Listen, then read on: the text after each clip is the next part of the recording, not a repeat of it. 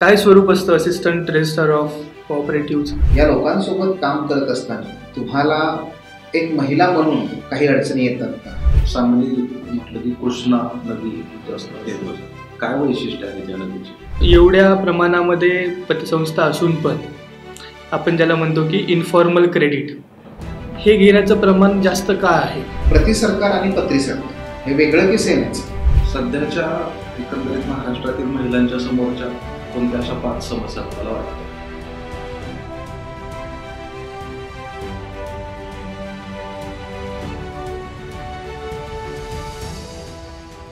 तुमचं academic background खूपच छान आहे, 10वी 12वी आणि ग्रॅज्युएशन. मी ग्रॅज्युएशन म्हणजे BE करण्याचं, इंजिनिअरिंगमध्ये करण्याचं कसं ठरवलं? म्हणजे सर 12वीमध्ये मला सायन्सला चांगले मार्क्स होते आणि एक बेटर करिअर ऑपॉर्च्युनिटी IT क्षेत्रामध्ये असू शकते, त्यामुळे मी BE कॉम्प्युटर सायन्स करण्याचा निर्णय घेतला. तुम्ही 2014 पासआउट झाला, त्यानंतर तुम्ही जॉब केला होता त्या क्षेत्रामध्ये? त्या क्षेत्रामध्ये मी सर नाही जॉब केला, डायरेक्ट मी स्पर्धा परीक्षांचा अभ्यास चालू केला आणि 2020मध्ये माझी असिस्टंट रजिस्ट्रार कोऑपरेटिव्ह सोसायटी ह्याच्यापैकी निवड झालेली आहे. अच्छा, 2020मध्ये. ओके. आणि त्यानंतर तुम्ही आता त्या माझा प्रशिक्षण कार्यक्रम चालू आहे. हो सर. काय स्वरूप असतं असिस्टंट रजिस्ट्रार ऑफ कोऑपरेटिव्ह? काय कामाचं स्वरूप असतं त्याचं? यामध्ये सर सहकारी संस्थांची नोंदणी करणं, त्याचप्रमाणे जे बायलॉज असतात सहकारी संस्थांचं त्यांना मंजुरी देणं, सहकारी संस्थांना मार्गदर्शक म्हणून काम करणं, त्याचप्रमाणे जर एखादी संस्था व्यवस्थित कार्य करत नसेल तर त्यांची चौकशी करणं, या पद्धतीचं काम एक सहाय्यक निबंधक म्हणून करावं लागतं. 97th कॉन्स्टिट्यूशनल अमेंडमेंट जी कोऑपरेटिव्ह सेक्टर संदर्भात आहे, माहिती आहे तुम्हाला? काय तरतुदी होत्या त्याच्यामध्ये? सर त्यामध्ये मूलभूत हक्कांचा समावेश केला, त्याचप्रमाणे आपले मूलभूत कर्तव्य आणि प्रकरण 9B यांचा समावेश करण्यात आलेला होता. सुप्रीम कोर्टाने त्याच्यातल्या काही तरतुदी या रद्दबातल केल्या होत्या. काय केल्या होत्या त्या? सर त्यामध्ये प्रकरण 9B आहे, ज्यामध्ये सहकारी संस्थांचे कायदे नियम याचा उल्लेख होता, तर ते सुप्रीम कोर्टाने सध्या रद्द केलेलं आहे. नवीन मिनिस्ट्री ऑफ कोऑपरेशन सेंट्रल गव्हर्नमेंटमध्ये स्थापन झाली आहे, त्याचे मंत्री महोदय कोण आहेत? माननीय अमित शहा हे सध्या त्याचे मंत्री आहेत. रिसेंटच्या काळामध्ये कुठल्या योजना किंवा कुठले कार्यक्रम त्या मिनिस्ट्रीच्या अंतर्गत घेतले जात आहेत, माहिती आहे तुम्हाला? हो सर, एक आहे ते नॅशनल डेटाबेस करण्याचं काम चालू आहे, म्हणजे संपूर्ण देशभरात ज्या सहकारी संस्था आहेत त्याचं एका ठिकाणी रजिस्ट्रेशन करणं. दुसरी गोष्ट म्हणजे ज्या पॅक्स आहेत तर त्यांचं संगणकीकरण करण्याचं काम त्या मंत्रालयामार्फत चालू आहे. तुम्ही कोल्हापूरच्या सांगलीच्या आहात? बरं. सांगलीमध्ये सहकार क्षेत्र कुठपर्यंत विस्तारलेलं आहे? कुठल्या कुठल्या क्षेत्रामध्ये सहकार क्षेत्र आहे? सर सांगलीमध्ये साखर कारखाने, दुग्ध व्यवसाय, त्याचप्रमाणे वेगवेगळ्या पतसंस्था यामध्ये त्याचा विस्तार आहे. किती साखर कारखाने आहेत तरी सांगलीमध्ये? सांगलीमध्ये 19 कारखाने आहेत. हो. आणि पतसंस्था पण आहेत, बरोबर. शेतकऱ्यांना एक शेतीमध्ये महत्त्वाचा जो अडथळा येतो तो म्हणजे योग्य इंटरेस्ट रेट नाही, पत मिळत म्हणजे क्रेडिट मिळत नाही, बरोबर. तर एवढ्या प्रमाणामध्ये पतसंस्था असून पण आपण ज्याला म्हणतो की इन्फॉर्मल क्रेडिट हे घेण्याचं प्रमाण जास्त का आहे? म्हणजे जवळपास एक 28% जे शेतकरी आहेत ते इन्फॉर्मल क्रेडिट घेतात असा एक रिपोर्ट आहे. तर काय कारण आहे, तुम्हाला काय वाटतं? एक म्हणजे सर सहकारी पतसंस्था आहेत, त्या कर्जाचं वाटप करताना अनेकदा कशा पद्धतीने वसूली होऊ शकते हे पाहतात. दुसरी गोष्ट म्हणजे शेतकऱ्यांना अनेकदा लहान कर्ज मिळत नाहीत, त्यामुळे ते इन्फॉर्मल सेक्टरकडे जास्त होतात. आणि इन्फॉर्मल सेक्टरमध्ये असं होतं की इझिली कर्ज मिळू शकतं, त्यात अनेकदा शेतकऱ्यांकडे कागदपत्र देखील नसतात, त्यामुळे त्यांना इन्फॉर्मल सेक्टरकडून कर्ज घेणं सोपं वाटतं. मला सांगा, तुम्ही आता सब रजिस्ट्रार म्हणून ट्रेनिंग घेत आहे, बरोबर आहे. तुमच्याकडे असं काही तुमच्या डोक्यामध्ये म्हणजे एक योजना आहे का की हे जे इन्फॉर्मल क्रेडिट आहे हे तुम्हाला तुमच्या सहकाराच्या क्षेत्रामधून जास्तीत जास्त त्या शेतकऱ्यांना सहकारातून क्रेडिट उपलब्ध करून देण्यासाठी तुमच्याकडे काही अशी तुमच्या मनामध्ये विचार आहेत का? हो सर, अनेकदा असं होतं की शेतकऱ्यांना कोणती कागदपत्र लागतात हे माहीत नसतं, तर आपण त्यांच्यापर्यंत पोहोचवू शकतो की म्हणजे सहकारामार्फत देखील कर्ज योग्य वेळेत आणि योग्य दरानं मिळू शकतं हा विश्वास त्यांना देण्यासाठी आपण एक योजना तयार करू शकतो. बरं, महाराष्ट्र शासनाच्या कुठल्या योजना आहेत सहकार क्षेत्रासंबंधित माहिती आहेत रिसेंटली किंवा आधीपासून चालत आलेल्या? सर शेतकऱ्यांसाठी व्याज सवलत योजना आहे. त्याचप्रमाणे सॉरी सर मला एवढंच आठवते आता. काही हरकत नाही. सांगली बोरगाव बरोबर ना? बोरगाव तालुका आहे, बोरगाव गाव आहे. बरं, तालुका वाळवा आहे. वाढवा. बरं, सांगलीचं नाव कसं पडलं काही माहिती आहे तुम्हाला? सर याला एक इतिहास आहे. असं म्हटलं जातं की पूर्वी तिथे 6 गल्ल्या होत्या, त्याच्यावरून सांगली पडलं. आणि दुसरी गोष्ट असं की जवळच कर्नाटक आहे विजापूर जिल्हा, तर संगलगी असं म्हटलं जात होतं. मग त्याचा अपभ्रंश होऊन सांगली असं झालं. अच्छा, म्हणजे कन्नड भाषेमध्ये संगलगी बोललं जायचं. बरं, अजून एक गोष्ट ती म्हणजे आता जे बॉर्डर लाईन जिल्हे आहेत, कोल्हापूर असेल, सांगली असेल, त्याच्या पुढचे जे जिल्हे आहेत, तर कर्नाटक आणि महाराष्ट्राचा सीमावाद नेहमी चालू असतो, बरोबर आहे? तर समजा तुमचा पहिला प्रेफरन्स डेप्युटी कलेक्टर म्हणून आहे, बरोबर?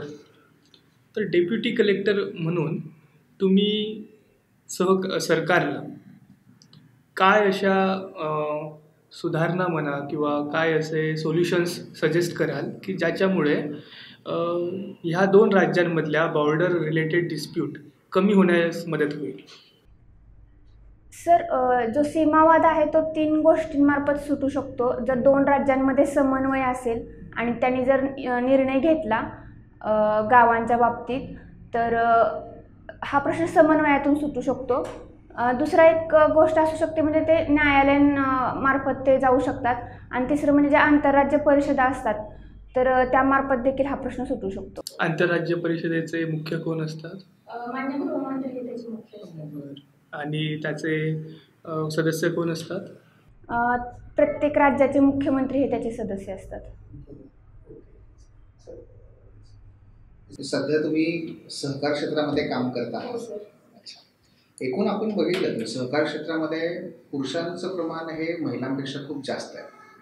एक महिला अधिकारी म्हणून काम करत असताना अशा वेगवेगळ्या प्रभावशाली व्यक्तींसमोर किंवा मातब्बर ज्या काही दिग्गज नेते आहेत त्यांच्या समोर तुम्हाला किंवा सोबत काम करत असताना तुमचा अनुभव कसा आला? कशा प्रकारे तुमचं एकूण याबद्दलचं परसेप्शन आहे? सर असं अनेकदा म्हटलं जातं की सहकार क्षेत्रामध्ये राजकीय हस्तक्षेप असतो. मात्र मी जर इम्पार्शियल काम केलं, मी जर इफिशियंट असेल तर मला वाटतं की मी ह्या गोष्टी चांगल्या पद्धतीने टॅकल करू शकते. माझा प्रश्न असा होता की ही जी लोक आहेत या लोकांसोबत काम करत असताना तुम्हाला एक महिला म्हणून काही अडचणी येतात का? काही बुजरेपणा जाणवतो का? त्यांच्या समोर तुम्ही एक अधिकारी म्हणून कशा प्रकारे संवाद साधता? सर सॉरी सर, पण आत्ता सध्या माझा असा संबंध प्रशिक्षण कालावधी असल्यामुळे माझा आलेला नाही आहे. माझे जे वरिष्ठ अधिकारी आहेत तर त्यांच्याच अंडर मी काम करते, त्यामुळं असा कार्यालयामध्ये वगैरे असं काही नाही सर. हो सर. या प्रशिक्षण कालावधीमध्ये तुम्ही काही APMC ला वगैरे काही भेटी दिल्या असतील? हो सर. कुठल्या एखाद्या? पुण्यामध्ये आमच्या APMC ला मी भेट दिलेली होती. पुण्यातल्याच मार्केट यार्ड मधल्या? हो सर. काय जाणवलं तुम्हाला की कशा प्रकारे हे काम करते किंवा त्यांच्या कामाची एफिशियन्सी किंवा त्यांचे काही दोष काय तुम्हाला त्याबद्दल काय जाणवलं? सर APMC चांगल्या पद्धतीने काम करते.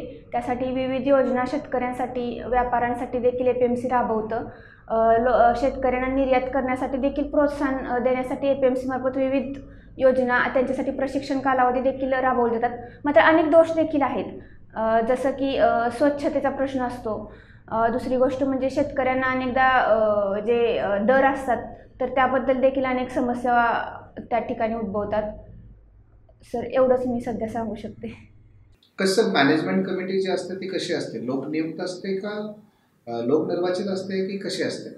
सर APMC मध्ये जे निवडणुका होतात तर त्याच्यामध्ये ग्रामपंचायतचे सदस्य, त्याचप्रमाणे विविध कार्यकारी सोसायटीचे जे सदस्य असतात ते यामध्ये मतदान करतात. त्यामध्ये व्यापारी, हमाल, दलाल, आडते यांच्याकडून प्रतिनिधित्व निवडले जातात.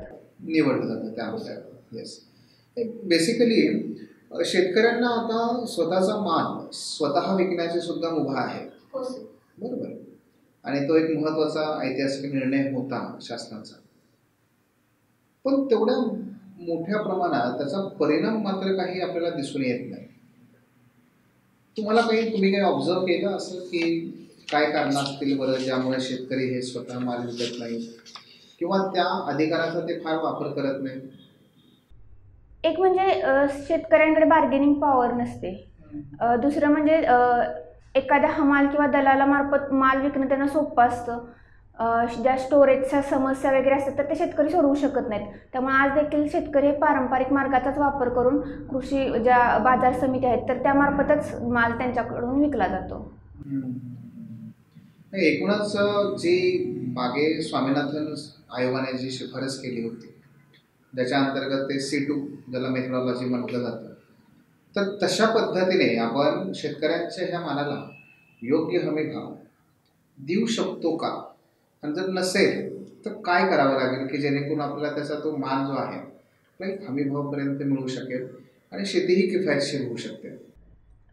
सर यामध्ये शेती किफायतशीर होण्यासाठी जे C2 पद्धतीनं आहे तर यामध्ये असं अनेकदा होतं की ग्राहक आणि शेतकरी या दोघांचा देखील समतोल साधणं सरकारला गरजेचं असतं. मात्र जे निर्यात धोरण असेल किंवा जे मालाचं उत्पादन असेल तर याचा विचार करून तसा हमीभाव द्यायला हवा. अच्छा. तुमचे बाबा काय करतात? ते शेतकरी आहेत सर. आई गृहिणी आहे. का आई जात नाही शेतामध्ये? हां सर, शेतामध्ये जाते पण असं जे बाकीचे म्हणजे रेग्युलर नाही. रेग्युलर करत नाही तसं जात नाही.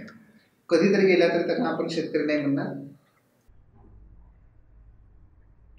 म्हणू शकतो की नाही का? शेती कोणाच्या नावावर आहे, आईच्या का वडिलांच्या? वडिलांच्या नावावर आहे. ते संयुक्त का नाही असायला पाहिजे का? हो सर, असायला हवे. हो सर. तुम्ही कधी बोलला नाही बाबाजी? सर नाही बोलले याच्यावरती कधी. बोला. हो सर. अच्छा. एकूणच काय शेतीमध्ये काय पीक घेतली होतं? सर शेतामध्ये ऊस, सोयाबीन, हरभरा ही पिके घेतली जातात. अच्छा. ऊस, सोयाबीन, हरभरा. सोयाबीन तुम्ही सांगलीच्या प्रदेशामध्ये कसं काय, म्हणजे जनरली हळद, द्राक्ष, ऊस या प्रकारचे पिकं असतात, सोयाबीन घेण्यामागे काही विशेष कारण? जे सर आता ऊस, द्राक्ष जे आहेत तर ते तासगाव, मिरज साईडला जास्त घेतले जातात हळद. मात्र जे वाळवा, शिराळा हा जो तालुका आहे तर तिथं सोयाबीन हे जास्त प्रमाणात घेतलं जातं. एक म्हणजे सोयाबीनला दर चांगला मिळतो आणि जे कमी कालावधीमध्ये त्याचं उत्पन्न मिळतं, त्यामुळं ऊसानंतर मग शेतकरी सोयाबीनच्या पिकाला प्राधान्य देतात. कुठली त्यातली प्रवर्ग किंवा जात तुम्हाला सांगता येईल सोयाबीनचा वाढता आहे? हो सर, KDS 735 म्हणून एक आहे. तर ते रोगांना कमी बळी पडतं का, जास्त का तसं काही नाही त्याचं वैशिष्ट्य? सॉरी सर, मला नाही माहिती. एकूणच सोयाबीनमध्ये प्रथिनांचं प्रमाण जास्त असतं. हो सर. किती असतं साधारणतः? साधारणतः 20% प्रथिनांचं प्रमाण असतं. आणि आपल्या ज्या पारंपरिक डाळी आहेत तूर डाळ घ्या त्यात? सॉरी सर, मला माहित नाही. सॉरी सर, माहित नाहीये ते. हरभरा आणि सोयाबीन जर आपण यांची तुलना केली, उत्पादन अधिक कुठे मिळतं? तर सोयाबीनचं उत्पन्न जास्त मिळतं. उत्पन्न जास्त की उत्पादन जास्त? सर दोन्ही जास्त मिळतं. दोन्ही जास्त मिळतं. हरभऱ्यात तसं काही नाही आहे. हरभरा कमी कालावधीमध्ये जास्त उत्पादन देतं. पण किती कालावधी असतं? जास्त विचारेन, आता मला नाही सांगता येणार. ऊसाची कुठली जात होती? ऊसाचे ते 86-032 आहे, ती वापरली जाते. काय वैशिष्ट्य आहे बरं या जातीचं? 86-032 म्हणजे पाण्याचा ताण सहन करू शकते आणि तिने हंगामामध्ये ते घेऊ शकतो आपण. त्याचं एकरी उत्पादन देखील इतर जातींच्या तुलनेमध्ये जास्त येतं. त्याच्या सोयट्या पण जास्त होतात का? म्हणजे खायला आपण सहजपणे खाऊ शकतो असं असतं का? दादाने समजा आपल्याला तो खायचा आहे तर तो कठीण असतो का अत्यंत सोपा असतो? सर थोडा कठीण असतो. कठीण असतो. सगळ्यात सोपा कुठला असतो? सॉरी सर, मला माहित नाही. वाळवा पॅटर्न हा फार फेमस आहे तुमच्या इथे सहकार्याच्या संदर्भात. काय बरं तो? सॉरी सर, माहित नाही. बरेचसे सहकार महर्षी आहेत तुमच्या प्रदेशामध्ये, हो सर. काही नावं सांगता येतील? स्वर्गीय वसंतदादा पाटील आहेत, त्याचप्रमाणे स्वर्गीय राजाराम बापू पाटील आहेत, त्याचप्रमाणे हुतात्मा नागनाथांना नायकवडी. तर यांनी सहकार क्षेत्रामध्ये काम किंवा योगदान दिलेलं आहे. अच्छा, नायकवडे सरांचं आणखी काय सांगता येईल तुम्हाला? ते स्वातंत्र्य सैनिक होते. 1942च्या चळवळीमध्ये त्यांनी सरकारमार्फत त्यांनी आपलं योगदान दिलेलं होतं. त्याचप्रमाणे सहकारी साखर कारखान्याची देखील त्यांनी स्थापना केलेली होती. आणि सरकार आणि पत्री सरकार हे वेगळं की सेमच? सर, सरकार म्हणजे एक ब्रिटिश सरकारसाठी समांतर व्यवस्था, या अर्थाने त्याला सरकार म्हटलं जातं. मात्र जे आपलं महाराष्ट्रातील जे हे सरकार होतं त्यामध्ये असं म्हटलं जातं की जे लोक या सरकारविरुद्ध काही बातम्या पुरवत असतील किंवा काही गुन्हे करत असतील तर अशी एक आख्यायिका होते की तिथे पायाला चुना लावून फटके मारले जात असत. त्यामुळं किंवा असंही म्हटलं जातं की पायाला पत्रा ठोकला जात असत, त्यामुळे त्याला पत्री सरकार असं ते नाव पडलेलं आहे. अरे बापरे, पायाला पत्रा ठोकायचे असं म्हटलं जातं. पण ते खरी स्टोरी म्हणजे असं आहे की ते चुना लावून पायाला फटके दिले जात असत. अच्छा, आणि सध्याचे काही एखादे 2 नेते सांगता येतील जे महत्त्वाचे सहकार क्षेत्रातले? मान्य जयंत पाटील आहेत, तर त्यांनी देखील वाळवा तालुक्यामध्ये सहकारबद्दल काम केलेलं आहे. पण महिलांचं कुठे फार योगदान नाही आहे याच्यामध्ये? सर, आहे. महिलांनी देखील सहकार क्षेत्रामध्ये खूप चांगलं काम केलेलं आहे. आपण याची उदाहरणं देऊ शकते म्हणजे मानदेशी महिला बँक आहे किंवा जे लिज्जत पापड आहेत. तर हे एक सहकारी म्हणजे महिलांचं जे योगदान आहे तर ते चांगल्या प्रकारे अधोरेखित करतात. बचत गटांना म्हणू शकतो सहकार? सर, बचत गट देखील मात्र सहकारमध्ये त्यांचं नोंदणी किंवा नसते. आपण त्यांना सहकारमध्ये आणू शकतो. पण ओके, ते कुठल्या मंत्रालयाअंतर्गत येतात आणि मग त्यांची संस्था कशी स्थापन केली जाते? तो सहकारी संस्था ऍक्ट जो आपला आहे कुठला आहे तो? सहकारी संस्था कायदा 1960 आणि नियम 1961. तर यामार्फत त्यांची नोंदणी नाही होत. मग ती कशी होते? सर, मला वाटतं की कंपनी कायद्याअंतर्गत होत असावी, पण मला नक्की माहीत नाहीये. सहकारी कारखाने किंवा एकूण जे क्षेत्र आहे याच्यासमोर अनेक आव्हानं आहेत सध्याचे. राजकारणाच्या पलीकडे जाऊन आपल्याला जर 3 आव्हानं सांगायची म्हटलं कुठली सांगता येते? एक म्हणजे जमा आणि उत्पादन खर्च याचा आर्थिक ताळेबंद बसताना अडचणी येतात. दुसरी गोष्ट म्हणजे साखर कारखाने हे सीझनल आहेत, बाकीच्या काळामध्ये ते तसेच राहत असल्यामुळे त्याचा देखील खर्च वाढतो. आणि तिसरी गोष्ट म्हणजे साखरेचे उत्पादन आणि जे रिकव्हरी रेट असतो तो इतर देशांच्या तुलनेत आपला कमी आहे. दूध संघासमोरची दुधासाठी सर महाराष्ट्रामध्ये एकीकृत असा एखादा संघ नाही आहे, तर ते वेगवेगळे आहेत. दुसरी गोष्ट म्हणजे दुधाच्या दराचा देखील कायम प्रश्न निर्माण होतो. आणि एक जे ब्रँडिंग किंवा मार्केटिंग करायला पाहिजे तर ते होत नाही आहे. आणि सहकारी सूतगिरण्यांसमोर सर, मी ते बघेन सहकारी सूतगिरण्यांसमोर. आणि सहकारी पतसंस्थांसमोर? सहकारी पतसंस्थान म्हणजे एक मध्ये जे व्यवस्थापन आहे ते व्यवस्थित नाही, आर्थिक अनियमितता आढळते, शासनावरचं अवलंबित्व जास्त आहे, सभासदांचा देखील सक्रिय सहभाग यामध्ये नसतो. त्यामुळे पतसंस्था तोट्यात जाण्याची जास्त प्रमाणात याचं महाराष्ट्रात प्रमाण जास्त आहे.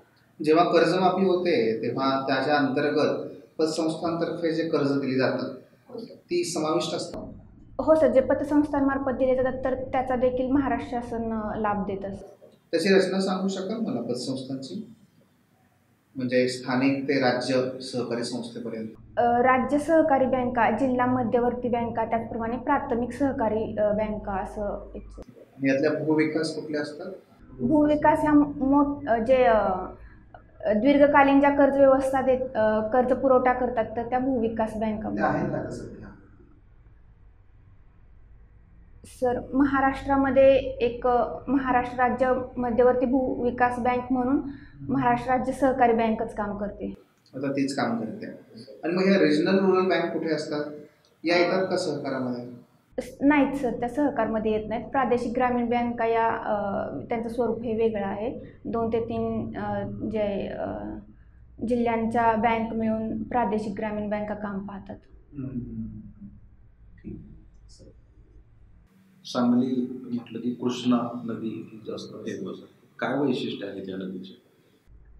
सर असं म्हटलं जातं की कृष्णा नदी ही कायम संत वाहते कृष्णामय असं म्हटलं जातं. त्याचप्रमाणे कृष्णा नदीमुळे जे सांगली जिल्ह्यातील अनेक भाग सुपीक आहे आणि शेतकऱ्यांच्या आर्थिक विकासाला चालना ही कृष्णा नदीमुळे मिळालेली आहे. त्याचप्रमाणे जे दुष्काळी भाग आहे तर तिथं उपसा सिंचन करून देखील या नदीतूनच पाणी पुरवलं जातं. सांगलीची हळद खूप फेमस आहे, त्याला GI टॅग सुद्धा मिळालेला आहे. महाराष्ट्रातले अजून कोणते असे जिल्हे आहेत की जिथं हळदीचं उत्पादन घेतलं जातं? सर सगळ्यात जास्त उत्पादन हे हिंगोलीमध्ये घेतलं जातं. त्याचप्रमाणे वाशिममध्ये देखील हळदीचं उत्पादन जास्त घेतलं जातं. द्राक्षांसाठी सुद्धा फेमस आहे तासगावचा जो पट्टा आहे तो. काय समस्या आहेत द्राक्ष उत्पादक शेतकऱ्यांच्या समोरच्या? सगळ्यात मोठी समस्या म्हणजे हवामान ही आहे. जे अनिश्चित हवामानामुळे जास्त तोटा सहन करावा लागतो. आणि दुसरी गोष्ट म्हणजे जे रोगराई असते तर त्याची एक समस्या आहे. आणि तिसरं म्हणजे जे फवारणीचा वगैरे औषधांचा खर्च आहे तो जास्त आहे. उत्पन्नाच्या तुलनेत खर्च जास्त होतोय का? सर उत्पन्न मिळतं, मात्र या बाकीच्या गोष्टींचा देखील जर हवामान फवारणी खर्च जर प्रतिकूल झाल्या तर मग शेतकऱ्यांना ते हमखास असं उत्पन्न मिळत नाही. इतर काय असं आहे का आयात निर्यातीच्या संदर्भातलं धोरण असेल किंवा शासकीय स्तरावर होणारे प्रयत्न किंवा सहकारी संस्था जशा इतर क्षेत्रात आहेत तसं काही द्राक्ष उत्पादन संशोधन केंद्र असं काय आहे का? हो सर, द्राक्ष उत्पादन केंद्र संशोधन केंद्र आहे. आणि जे एक निर्याती बाबतीत एक चांगलं जे उत्पादन आहे ते म्हणजे द्राक्ष आहेत. म्हणजे द्राक्षाचं निर्यात धोरण खूप चांगलं आहे. आणि अगदी तासगाव असतील, नाशिक असतील तर इथून देखील द्राक्ष परदेशामध्ये निर्यात केली जातात. तुमचं गाव जे आहे बोरगाव, तर तिथं फेमस एक समाज सुधारक म्हणूयात किंवा एक व्यक्तिमत्व असं बापू बिरवा वाटेगावकर असं म्हटलं जातं. त्यांचं काम जसं म्हणजे समाजातले अन्याय दूर करण्याच्या संदर्भात त्यांनी काम केलं होतं. तुम्ही कशा अँगलने पाहता त्यांना? सर मी असं बघते की बापू बिरवा वाटेगावकर यांनी अन्यायाविरुद्ध आपलं जे आहे ते काम केलं, मात्र त्यांचा मार्ग चुकीचा होता असं मला वाटतं. आणि त्यासाठी मग त्यांनी शिक्षा देखील भोगली आणि मग त्याच्यानंतर त्यांनी अध्यात्माचा मार्ग स्वीकारला. त्यांना तो मार्ग चुकीचा जो निवडलेला आहे तो का निवडावा लागला असं? सर देश नुकताच स्वतंत्र झालेला होता. कायद्यांची लोकांपर्यंत अजून देखील इतकं अवेअरनेस नव्हता आणि कायदा सामान्य लोकांपर्यंत पोहोचत नव्हता. त्यामुळे त्यांना हे स्वतःहूनच हा मार्ग निवडावा लागला. म्हणजे प्रशासन कमी पडल्यामुळे त्यांना तो मार्ग निवडावा लागला असं म्हणता येईल? सर प्रशासन कमी पडलं असं नाही आहे, मात्र देश स्वतंत्र झाल्यानंतर अनेक समस्या होत्या आणि कायदा तितक्या प्रमाणात पोहोचू शकला नाही. त्यामुळे मला वाटतं की तो मार्ग त्यांनी निवडला. तुमचे जे प्राधान्यक्रम आहेत तर त्यामध्ये डेप्युटी कलेक्टर आहे, DYSP आहे, तर यामध्ये तुमचा प्राधान्यक्रमानुसार जर पाहिलं तर डेप्युटी कलेक्टर ही पोस्ट जर तुम्हाला मिळाली तर कोणती 5 कामं अशी असतील की ज्याला तुम्ही प्राधान्य द्याल? एक म्हणजे सर महिलांच्या बाबतीत मी प्राधान्य देईल की जे महिलांच्यामध्ये ॲनिमियाचं जे प्रमाण जास्त असतं तर ते कमी करण्याचा माझा प्रयत्न राहील. दुसरी गोष्ट म्हणजे आता जे अनएम्प्लॉयमेंट आहे तर त्याच्याबद्दल मी काम करण्याचा प्रयत्न करेन. जे समाजातील जे निराधार लोक आहेत तर त्यांच्यापर्यंत ज्या योजना आहेत तर त्या अजून चांगल्या पद्धतीने पोहोचवण्याचा मी प्रयत्न करेन. सध्याच्या एकंदरीत महाराष्ट्रातील महिलांच्या समोरच्या कोणत्या अशा 5 समस्या तुम्हाला वाटतात की ज्या महत्त्वाच्या आहेत? एक म्हणजे फिमेल जे लेबर पार्टिसिपेशन रेट आहे तो कमी आहे, ते एक समस्या वाटते. दुसरी गोष्ट म्हणजे महिलांवरील जे कौटुंबिक हिंसाचार होतात तर त्याचं प्रमाण वाढत आहे. इतर सर या 2 समस्या मला महत्त्वाच्या वाटतात. ठीक आहे सर. येस. द्राक्षांबद्दल तुम्ही बोलला, मला सांगा सांगली तासगावची द्राक्ष आणि नाशिकची द्राक्ष काय वेगळेपण आहे ज्याच्यामुळे तिकडे वायनरीचं मोठ्या प्रमाणात डेव्हलपमेंट झालं नाशिकमध्ये आणि तुमच्या इथे त्याच्याच ते किसमिससाठी वापरली जातात? काय फरक आहे द्राक्षांच्या या जातींमध्ये? सर जे तासे गणेश म्हणून जी जात आहे तर ती महत्त्व करून बेदाण्यांसाठी वापरली जाते. जी सीडलेस आहे आणि जे नाशिकची द्राक्षे आहेत तर ते खाण्यासाठी जास्त वापरली जातात किंवा वाईनसाठी. आणि दुसरा फॅक्टर असा असू शकतो की हवामान जे आहे नाशिकचं आणि जे सांगली जिल्ह्यातील, तर त्यामुळे हा फरक असावा असं मला वाटतंय. चवीमध्ये टेस्टमध्ये काही फरक आहे का? कुठली गोड आहेत कुठली काही माहिती आहे तुम्हाला? नाही सर माहिती. हळदीबद्दल सरांनी मगाशी तुम्हाला प्रश्न विचारला. हळदीवरूनच एक कॉन्ट्रोवर्सी झाली होती USA आणि इंडियामध्ये. हो सर. तुम्ही अवेअर आहात त्याच्याबद्दल? हो सर, हा पेटंटवरून वाद होता. USA हळदीवरचं पेटंट तेथील 2 शास्त्रज्ञांनी घेतलेलं होतं आणि ते देखील भारतीयच होते. आणि त्यानंतर मग डॉक्टर रघुनाथ माशेलकर यांनी प्रयत्न करून हे भारतासाठी पेटंट मिळवून दिलं. बरं, कुठल्या म्हणजे हा वाद कुठल्या कोर्टामध्ये गेला होता? कुठे याच्याबद्दलचा डिसिजन झाला होता? सॉरी सर, मला माहीत नाही त्याबद्दल. तुम्हाला ग्रॅज्युएशन संदर्भात आता बरीच वर्ष आली, पण काही आठवतं त्याच्यामधले बेसिक्स? मला एक सांगा, तुमचं कम्प्युटर टेक्नॉलॉजी किंवा IT मध्ये तुमचं ग्रॅज्युएशन झालं? हो सर, कम्प्युटर सायन्समध्ये झालं, बरोबर. आणि बरेचदा असं होतं की वेगवेगळ्या स्ट्रीममधले जे ग्रॅज्युएट्स असतात, फॉर एक्झाम्पल मेकॅनिकल इंजिनिअरिंग असेल किंवा इलेक्ट्रॉनिक्स टेलिकम्युनिकेशनमध्ये असेल, तर ते काही ब्रिज कोर्सेस करून IT मध्ये येतात. तर असं का होतं? म्हणजे काय कारण आहे त्याची? एक म्हणजे सर, जे कॉम्प्युटरच्या ज्या लँग्वेजेस आहेत तर त्या पहिल्या वर्षी सगळ्याच ब्रँचेसना असतात आणि एक कॉम्प्युटर सायन्समधून किंवा या ठिकाणी जॉब करण्यात एक बेटर करिअर ऑपॉर्च्युनिटी असते. त्या ठिकाणी जे सॅलरी हाईक्स वगैरे आहेत तर त्या IT क्षेत्रामध्ये चांगल्या आहेत ॲज कम्पेअर टू मेकॅनिकल किंवा जे सिव्हिल इंजिनियर आहेत त्यापेक्षा. ही कारणं असावीत असं मला वाटतं. बरं, त्याच्यामुळे होतं. ठीक आहे.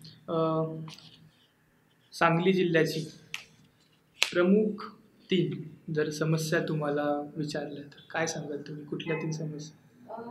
सांगली जिल्ह्याचा जो पश्चिम भाग आहे तर तो सुपीक आहे, मात्र जे पूर्व भाग आहे तो दुष्काळी आहे. दुसरी समस्या असं मला वाटतं की बाललिंग गुणोत्तर प्रगत असून देखील कमी आहे. आणि तिसऱ्यात एक जी समस्या नवीन निर्माण होते ते म्हणजे तरुणांचं जे अविवाहित राहण्याचं प्रमाण वाढत आहे. तर ह्या मला 3 समस्या वाटतात.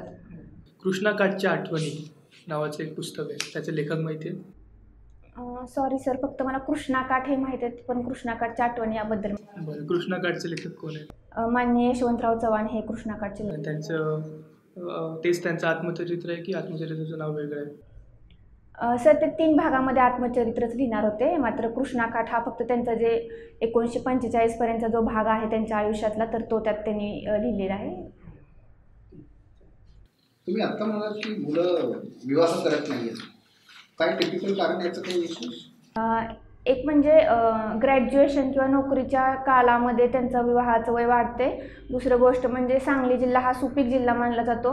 अनेकदा तिथं असं होतं की 12वी नंतर शिक्षण सोडण्याचं प्रमाण असल्यामुळं शेतकरी असल्यामुळे देखील त्यांचं विवाह होत नाही आहेत. मुलींचंही प्रमाण तसं तुलनेने बघितलं तर ते कमीच आहे सांगली, सातारा आणि कोल्हापूरमध्ये. काही विशेष कारण आहे पाठीमागे?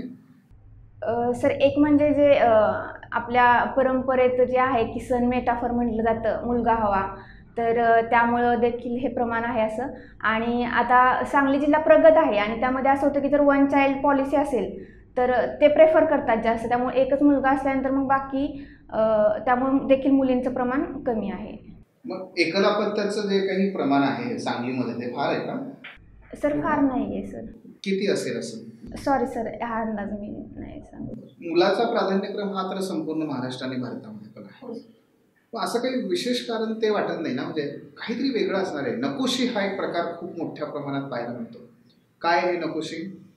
सर, नकुश हे नको असलेल्या मुलीचं नाव ठेवलं जातं. म्हणजे जी मुलगी नको असताना देखील जन्माला आली तर ते एक त्या पद्धतीनं नकुशी या नावानं संबोधलं जातं. म्हणजे बघा ना, किती खोलवर मानसिकता अशा प्रकारची नाही का, की मुलींची नावं सुद्धा नकोशी ठेवतात लोक. हो सर. काहीतरी असणार आहे विशेष ज्याच्यामुळे हे सगळं होतंय. सर, एक म्हणजे मुलगा हवा ही मानसिकता तर आहेच, किंवा दुसरी गोष्ट म्हणजे मुलगा हाच वंशाचा दिवा असं म्हटलं जातं. आणि तिसरी गोष्ट म्हणजे अवैध पद्धतीनं जे गर्भपात केले जातात तर ही देखील एक त्यासाठी कारण आहे. AI हा सध्या फार परवलीचा शब्द आहे सगळीकडे. काय त्याचं नाव? AI म्हणजेच आर्टिफिशियल इंटेलिजन्स, ज्यामध्ये संगणक किंवा संगणक जे नेटवर्क असतात तर मानवी बुद्धिमत्तेनुसार ते काम करू शकतात. आणि त्यासंबंधी सध्या प्रयत्न चालू आहेत. अच्छा, याचे बरेचसे काही कन्सर्न आहेत लोकांमध्ये, लोकांना काही चिंता वाटते, संकट आहेत, असं काही सांगता येतील? महत्त्वाचे 3 सांगा. सर, विज्ञान तंत्रज्ञान हे दुधारी तलवारीसारखं असतं असं म्हटलं जातं. त्यामुळे AI चा देखील गैरवापर केला जाऊ शकतो असं म्हटलं जातं. एक म्हणजे याच तंत्रज्ञानाचा वापर करून जे डीपफेक तंत्रज्ञान आहे तर ते निर्माण केलं जात आहे. दुसरी गोष्ट म्हणजे जर मानवी बुद्धिमत्तेसारखी जर एखाद कॉम्प्युटरनं जर प्राप्त केली तर मानवजातीला देखील याचा धोका निर्माण होऊ शकतो. आणि तिसरी गोष्ट म्हणजे जे नोकऱ्या आहेत तर त्यांची देखील समस्या उद्भवू शकतो असं निकष. पण पतपुरवठ्यामध्ये सुद्धा याच्यामुळे बऱ्याचशा समस्या येऊ शकतील असं म्हटलं जातं. काही तुम्हाला माहिती आहे त्याबद्दल? सर, मला एक माहीत होतं की याच्यामार्फत सायबर हल्ले जास्त प्रमाणात होऊ शकतील म्हणून, पण पतपुरवठ्याबद्दल सर मला माहीत नाही. बरं, मशीन लर्निंग आणि आर्टिफिशियल इंटेलिजन्स हे सेमच आहेत की फरक आहे याच्यामध्ये? तर याच्यामध्ये फरक आहे. मशीन लर्निंग हे आर्टिफिशियल इंटेलिजन्सचा एक भाग आहे. मशीन लर्निंग म्हणजे जो डेटा असतो तर त्यात रेकग्नाइज करून वेगवेगळे पॅटर्न शोधून निष्कर्ष काढून आपल्याला माहिती पुरवतात. तर AI म्हणजेच सॉरी सर, मी एवढंच सांगू शकतो. नाही, आत्ताच युरोपियन युनियनने याच्या संदर्भात एक खूप ऐतिहासिक असा निर्णय घेतलेला आहे. एक 2 ते 3 बाबी सांगू शकाल? आर्टिफिशियल इंटेलिजन्सचं जे रेग्युलेशन व्हावं त्यासाठी त्यांनी हा कायदा केलेला आहे.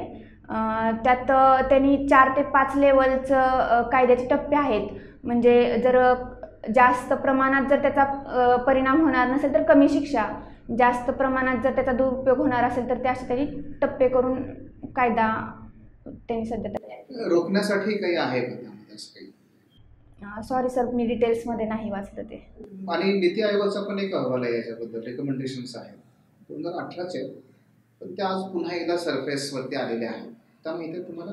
नाही सर, माहीत नाही. माननीय प्रधानमंत्री जे आहेत भारताचे, तर त्यांनी सुद्धा बरेच इनिशिएटिव्ह आता याच्याबद्दल घेतलेले आहेत किंवा ते सातत्याने ते ओकल आहेत की याच्यावर आपण रेग्युलेट केलं पाहिजे. आत्ताच एक समिट झाली बघा भारतामध्ये, कुठली झाली ती? G20 समिट झालेली आहे. सॉरी सर, मला आता नाही आठवत. Okay, yes. Wish all the best. All the best. Pooja madam, language communication skill दोन्ही पण चांगले आहेत. सिटिंग पोस्चर म्हणजे इटिकेट्स, मॅनर्स काही इश्यू नाही आहे त्याच्यामध्ये. ठीक आहे. व्हॉइस मॉड्युलेशन, आय कॉन्टॅक्ट पण चांगलं आहे. फक्त काय आहे की तुम्ही तिसऱ्या मेंबरकडे बघत नव्हता, जास्त दोघांकडेच बघत होता. त्यांनी ज्यावेळी प्रश्न विचारले त्यावेळेस त्यांच्याकडे बघत होता. तर थोडंसं लक्ष म्हणजे तिन्हीकडे जे विचारतात त्यांच्याकडे तर दिलंच पाहिजे, पण त्या व्यतिरिक्त बाकीच्यांकडे पण द्या. एकच फक्त छोटासा हे होतं. कॉन्फिडन्स चांगला होता तुमचा. चांगली कॉपरेटिव्ह, तुम्ही कॉपरेटिव्हमध्ये स्वतः काम करताय त्याच्यामुळे त्याचं नॉलेज ते रिफ्लेक्ट होत होतं. ते ग्राउंड रिॲलिटीबद्दल चांगलं अंडरस्टँडिंग आहे. सांगलीबद्दलची उत्तरं पण दिलीत चांगली. ठीक आहे. एक फक्त हे आहे ते म्हणजे तुम्हाला विचारलं होतं BE म्हणजे इंजिनिअरिंग का केलं, त्याचं तुम्ही उत्तर दिलं. पण 2014 नंतर ते 2020पर्यंत तुम्ही जॉब न घेता प्रिपरेशन करत होता. तर त्याचं एक चांगलं बरोबर आहे उत्तर म्हणजे रिझन तयार करून ठेवा की का नाही घेतलं तुम्ही जॉब. ठीक आहे. मशीन लर्निंग म्हणजे काही उत्तरं खरीच चांगली होती. क्लॅरिटी ऑफ थॉट दिसत होतं तुमचा. सरांनी एक DC म्हणून चांगली नियुक्ती झाली तर तुम्ही काय गोष्टींना प्राधान्य द्याल असा प्रश्न विचारला होता.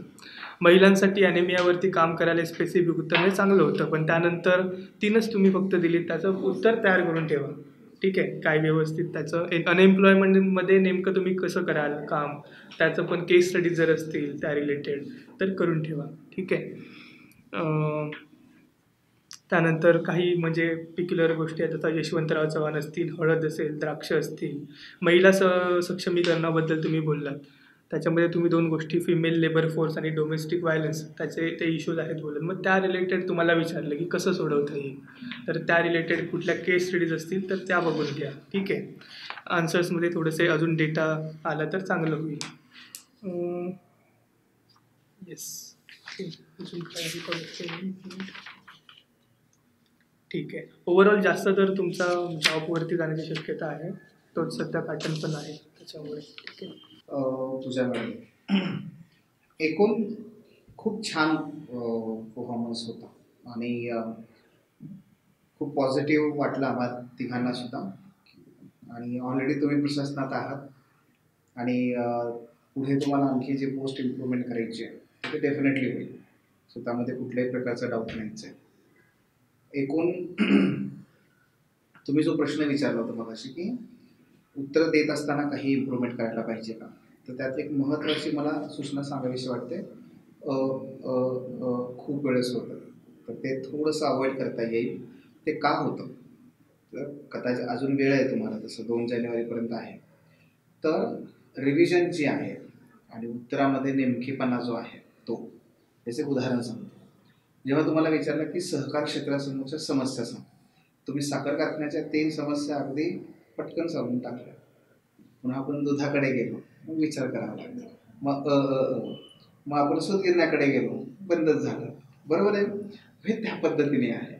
त्यामुळे जिथे तुम्हाला वाटतं ना की हे एरिया जे अतिशय महत्त्वाचे आहेत त्याच्यावरती तुम्ही पाठ करू नका, चिंतन करा, विचार करा, तुमची मतं त्याच्यावरती ठाम ठेवा. मग ते ऑटोमॅटिक ना नॅचरल फ्लोमध्ये येतं.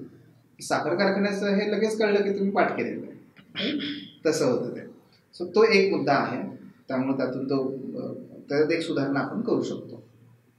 दुसरं म्हणजे तुमचं जे आत्ताचं कोऑपरेटिव्हचं जे जॉब आहे त्यामुळे काय होतं की, आणि तुम्ही येता त्या सांगली पट्ट्यातून, तिथे सहकार क्षेत्र हे फार महत्त्वाचं आहे. त्यामुळे एक्सपेक्टेशन फार वाढतात आणि ह्या एक्सपेक्टेशन वाढल्यामुळे काय होतं की तुमच्याकडून तो अभ्यासाची डिमांड पण वाढत आहे. आपल्याकडे थोडा वेळ आहे, त्यातले जे काही एरियाज आहेत मी लिहिलेले आहेत तर त्यानुसार तुम्ही थोडंसं ते काम करा. ते एक. दुसरं म्हणजे की तिसरं, काही ठिकाणी प्रश्न जे आहेत तर ते थोडंसं तिघांच्याही बाबतीत, तसं तिघांनाही मी सांगेन की प्रश्न ऐकत असताना किंवा तो विचारला जात असताना तो फार केअरफुली ऐका. त्याचा रोग कोणीकडे आहे तो बघा. थोडासा पॉज घ्या, अगदी 2 सेकंदांचा, 3 सेकंदांचा, त्याच्यापेक्षा जास्त घेऊ नका. घ्यायचा असेल तर विचार तर, आणि त्याच्यानंतर मग एक उत्तराला ना कॉम्पोज करा आणि मग उत्तर द्या. कारण कसं होतं, फॉर एक्झाम्पल तुम्हाला कोऑपरेटिव्ह, तुम्हाला इतिहास आणि तुम्हाला GST एरियात तेच राहणार आहेत, पण प्रश्न विचारताना त्याचा रोख, भर आणि अपेक्षा ही वेगवेगळ्या पद्धतीने असते. ती फक्त लक्षात घ्यायची आणि त्यानुसार तो कॉन्टेक्स्ट काय आहे त्यानुसार उत्तर द्यायचं. तर ते थोडंसं केलं पाहिजे. तुमच्या बाबतीत विशेषतः काय होतं, जो बोलण्याचा वेग आहे तो जरा जास्त आहे. तो जर कमी करता आला तुम्हाला तर काय होईल, तुम्ही विचार करून उत्तर देताय हे कळेल. ते तुमची नॅचरल आहे, त्यात काहीच हे नाही आहे, तुम्ही नॅचरली तसं बोलता.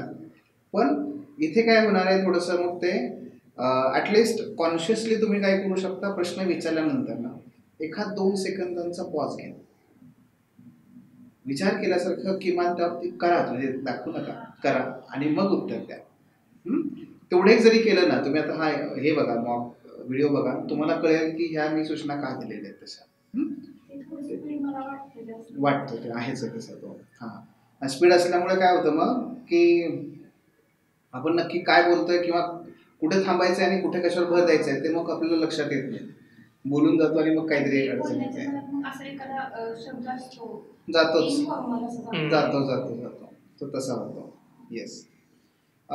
सांगलीबद्दल चांगलं ज्ञान आहे, कोऑपरेटिव्हबद्दल पण चांगलं आहे. जसं की तुम्हाला विचारलं होतं बघा की फॉर एक्झाम्पल APMCला तुम्ही गेलात तर काय तिथं तुम्हाला जाणवलं, तर ते जे आहे त्याच्यावरती तुम्ही आता चिंतन करा. उत्तर दिलं तुम्ही, पण ते उत्तर अधिक चांगलं होऊ शकतं, बेटर होऊ शकतं, तर त्याच्यावर विचार करा. प्राधान्यक्रम ठरवा, नाही का तसा. दुसरं म्हणजे की जसं उदाहरण तुम्हाला सांगतो, शेतकऱ्यांना आपण परवानगी दिली आहे विकायची, पण तरी तो तेवढा का नाही आहे त्याबद्दल उत्साही.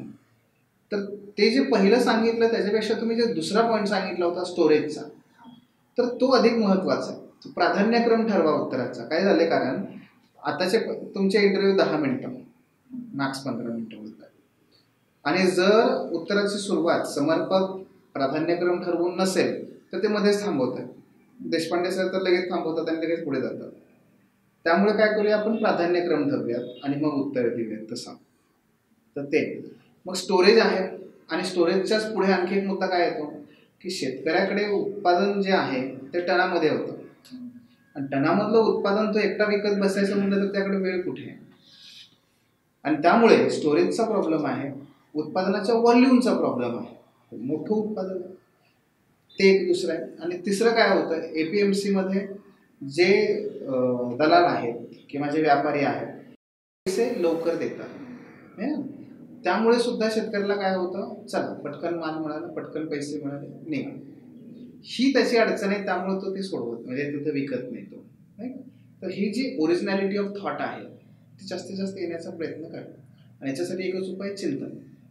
कॉन्टेंट नाही असं नाही आहे, असतो, फक्त त्या वेळेस तो आठवत नाही एक. आणि दुसरं, प्राधान्यक्रम ठरवता येत नाही. याच्यासाठी चिंतन करायचं असं. त्यानंतर हॉबीकडे आम्हाला जाता आलं नाही तुमच्या. काय हॉबी तुमची? सर वाचन हॉबी आहे. बरं. मात्र जे माझं वाचन आहे ते इंटरनॅशनल थीमवर जे पुस्तक असतात तर ते जास्त आहे. बरं, उदाहरणार्थ आता इस्रायलची मोसाद असेल, हां. नादियावर त्याची जो लास्ट वर्ड असेल, ओके. Blood Telegram. अच्छा. मध्ये आहे वाचन. अरे वा, छान. ते जर आलं तर मग काय त्याच्यावरतीच इंटरव्ह्यू होऊन जाईल तुमचा. त्यामध्ये 2 प्रश्न तर करा, एक तर रिसेंटली कुठलं वाचलं आणि आवडतं कुठलं. तसं आहे ते.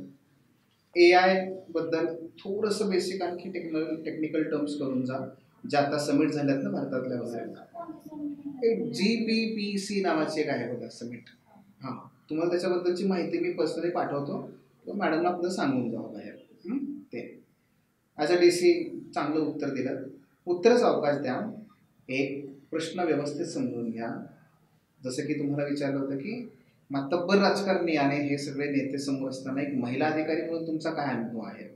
तर तुम्ही सांगितलं की पहिल्यांदा उत्तर वेगळं दिलं. परत तुम्ही पुश केल्यानंतर तुम्ही सांगितलं की नाही, आता मी अधिकाऱ्यांच्या हाताखाली काम करते, पण आपण ऑफिसमध्येच काम करतोय.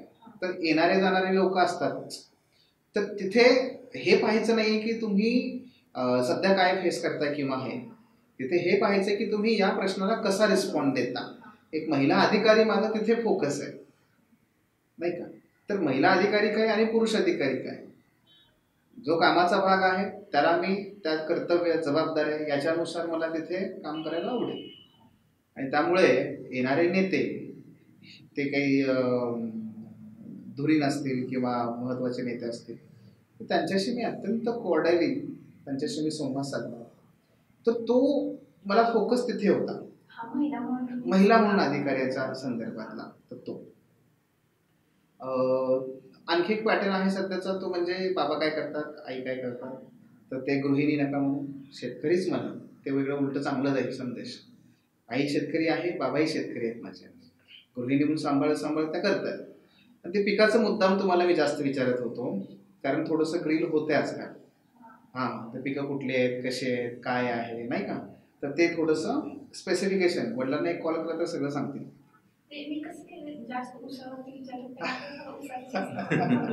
तुम्ही सांगितलं ना सोयाबीन, आणि इकडे ह्या पट्ट्यात सोयाबीन फार नाही, इकडे मराठवाड्यात सोयाबीन जास्त आहे. मग ती उत्सुकता वाढली, इकडे का सोयाबीन घेत आहेत, हे घेत आहेत. हां, येस, म्हणूनच ते सोयाबीनकडे आम्ही गेलो होतो झाला. बाकी छान आहे, अतिशय उत्तम परफॉर्मन्स आहे. कंटेंटचे हे थोडेफार वेळ आहे म्हणून सांगितलं तुम्हाला, अदरवाईज खूप छान आहे, खूप चांगले गुण करतील. बेस्ट. तुमची लँग्वेज, कम्युनिकेशन स्किल सगळं व्यवस्थित आहे. कॉन्फिडन्स खूप चांगला होता. इन्फॉर्मेशन बेस चांगला आहे. ॲक्च्युली तुम्ही काम सध्या करताय, वर्किंग आहात, त्यामुळे तिथल्या काही गोष्टी आहेत तर त्या थोड्याशा रिफ्लेक्ट होत आहेत आणि तो प्लस पॉईंट आहे तुमच्यासाठी. तर बऱ्याच गोष्टी सांगितलेल्या आहेत दोघांनी. तर मग मी फक्त एवढं सांगेल की सहकार, शेती, तुमचा जो पट्टा आहे सांगलीचा आणि तुमचं जे सध्याचं कार्यक्षेत्र आहे याच्यावरतीच फोकस राहील जास्त. त्याचबरोबर तुमचा जिल्हा स्पेसिफिक, कृष्णा जी आहे तिच्याबद्दल थोडी तिची वैशिष्ट्य नक्की काय आहे, म्हणजे त्याचा तिथल्या इकॉनॉमीवर काय इम्पॅक्ट होतो आहे, किंवा मग तिचं थोडक्यात सौंदर्य सांगा, किंवा कोणत्या राज्यातून वाहते आहे ती, तिच्याशी रिलेटेड काही गोष्टी असतील, धरण असेल त्याच्यामुळं काही प्रश्न पाण्याचे वगैरे, तर त्या गोष्टी थोड्याशा सांगा. त्यानंतर स्वातंत्र्य लढ्यातलं योगदान तुमच्या जिल्ह्याचं, या स्पेसिफिक गोष्टी ज्या आहेत तर त्या जिल्हा स्पेसिफिक करून बाकी फार सांगण्यासारखं काय नाही आहे, कारण बऱ्याच गोष्टी खूप चांगल्या आहेत आणि मोस्ट ऑफ द थिंग्स सरांनी सांगितलेले आहेत. तर मग मी तेवढं सांगेन. सर ते कधी सरकारचं विचारलं होतं तर ते दोन्ही पण गोष्टी नाही ऐकलेल्या की बाबा ते पत्रात नाही, ते खरं आहे की ते. आणि फक्त कॉन्फिडन्स बघायचा होता. चालेल. The officer your personal mentor चॅनलच्या नवनवीन अपडेट्ससाठी चॅनलला लाईक, सबस्क्राईब आणि शेअर करा. थँक्यू.